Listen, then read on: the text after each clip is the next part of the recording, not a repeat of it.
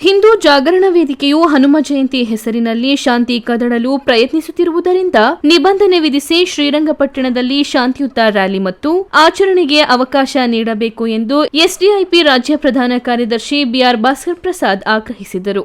Hindu Jagarana ವೇದಿಕೆಯವರು ಶ್ರೀರಂಗಪಟ್ಟಣದಲ್ಲಿ December 17ರಿಂದ 24ರವರೆಗೆ ಹನುಮಮಾಲೆ ಸಂಕೀರ್ತನಾ ಯಾತ್ರೆ ಆಯೋಜಿಸಿದೆ. ಈ ಯಾತ್ರೆ ಮೂಲಕ ಮುಸಲ್ಮಾನರ ಅಂಗಡಿ, ಮನೆಗಳ ಮೇಲೆ ದಾಳಿ ಸಂಚು ರೂಪಿಸಿ ಶಾಂತಿಭಂಗ ಮಾಡಲು ಯೋಜನೆ ರೂಪಿಸಿದ್ದಾರೆ ಎಂದು ಸುದ್ದಿಗೋಷ್ಠಿಯಲ್ಲಿ ಆರೋಪಿಸಿದರು. ಕಳೆದ ವರ್ಷ ಜಾಮಿಯಾ ಮಸೀದಿಗೆ ನುಗ್ಗಲು ಸಂಘಟನೆಗಳ ಕಿಡಿಗೇಡಿಗಳು ಪ್ರಯತ್ನಿಸಿದ್ದರು. ಮಸೀದಿ ಕೆಡವಿ ಶ್ರೀ ಆಂಜನೇಯ ಸ್ವಾಮಿ ಮಾಡುತ್ತೇವೆಂದು ಬಹಿರಂಗ ಘೋಷಣೆ ಕೂಗಿದ್ದರು. ಇದು ಕಾನೂನು ಬಾಹಿರ ಸಂಗತಿಯಾಗಿದೆ. ಈ ಬಾರಿಯೂ ಹನುಮ ಸಂಕೀರ್ತನಾ ಯಾತ್ರೆ ವೇಳೆ ಶಾಂತಿ ಸುವ್ಯವಸ್ಥೆ ಕದಡುವ ಸಾಧ್ಯತೆಗಳಿರುವುದರಿಂದ ಸೂಕ್ತ ನಿಬಂಧನೆಗಳೊಂದಿಗೆ ಹನುಮ ಜಯಂತಿ ಆಚರಣೆಗೆ ಅವಕಾಶ ನೀಡಲಿ ಎಂದು ಆಗ್ರಹಿಸಿದರು. ಈ ವೇಳೆ ಮುಖಂಡರಾದ ದೇವನೂರು ಪುಟ್ಟನಂಜಯ್ಯ, ಹಮ್ಜದ್ ಖಾನ್, ಅನ್ವರ್ ಸಾದತ್ ಸೇರಿದಂತೆ ಮತ್ತಿತರರು ಉಪಸ್ಥಿತರಿದ್ದರು.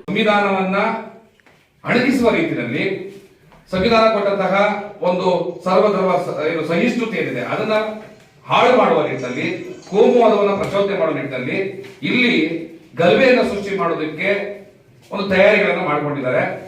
ಫೇಸ್ಬುಕ್ ಗಳಲ್ಲಿ, ವಾಟ್ಸ್ಆಪ್ ಗಳಲ್ಲಿ, ಮೆಸೇಜ್ಗಳಲ್ಲಿ, ಬೇರೆ ಬೇರೆ ಸಾಮಾಜಿಕ ಜಾಲತಾಣಗಳ ಮೂಲಕ ಇದನ್ನ ರಾಷ್ಟ್ರದ್ರೋಹಿ ಟಿಪ್ಪು ಕಟ್ಟಿದಂತಹ ದೇವಸ್ಥಾನ, ಇದನ್ನ ಕೆಡವಿ ಮುಳುಗ ಆಂಜನೇಯ ಸ್ವಾಮಿ ದೇವಸ್ಥಾನವನ್ನು ಕಟ್ಟಬೇಕು ಬನ್ನಿ ಅನ್ನುವಂತ ಘೋಷಣೆಯನ್ನ ಬಹಿರಂಗವಾಗಿ ಕೊಡ್ತಾ ಇರೋದು.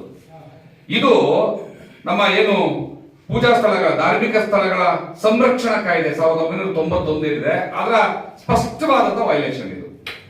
ಈ ಸರ್ಕಾರ ಕ್ರಮ ತಗೊಳ್ತಾ ಇಲ್ಲ. ಹಾಗಾಗಿ ನೀವು ಅದನ್ನ ಅವಕಾಶ ಮಾಡಿಕೊಡ್ಬಾರ್ದು.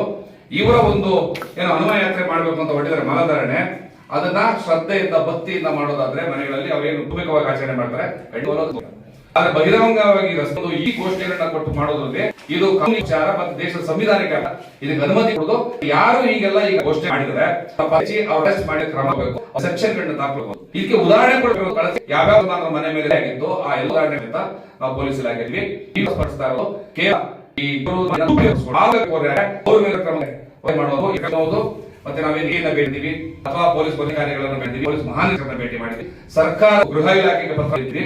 ಇವೆಲ್ಲೂ ಈ ಕಾರಣ ಇಲ್ಲಿ ಒಂದು ಶಾಂತಿ ಸುವ್ಯವಸ್ಥೆ ಇದು ನೆಲೆಸಬೇಕು ಅನ್ನೋದು ನಮ್ಮ ಈ ಒಂದು ಮುಖ್ಯವಾಗಿ ಇವರು ಗುರಿ ಮಾಡೋದು ಇತಿಹಾಸದಲ್ಲಿ ಏನೆಲ್ಲಗಳಾಗಿದೆ ಅದನ್ನು ನಾನು ಕ್ಲಿಯರ್ ಮಾಡೋಕೆ ಹಾಗೆ ದೇವಸ್ಥಾನಕ್ಕೆ ಪರವಾಗಿಲ್ವಾ, ದೇವಸ್ಥಾನವನ್ನ ಧ್ವಂಸ ಮಾಡಿ ಪರವಾಗಿಲ್ವಾ ಪ್ರಶ್ನೆ ಬಂದ್ರೆ ನಾನು ಅದಕ್ಕೋಸ್ಕರ ಒಂದು ಪ್ರಶ್ನೆ ಹೇಳಿದ್ದೀನಿ.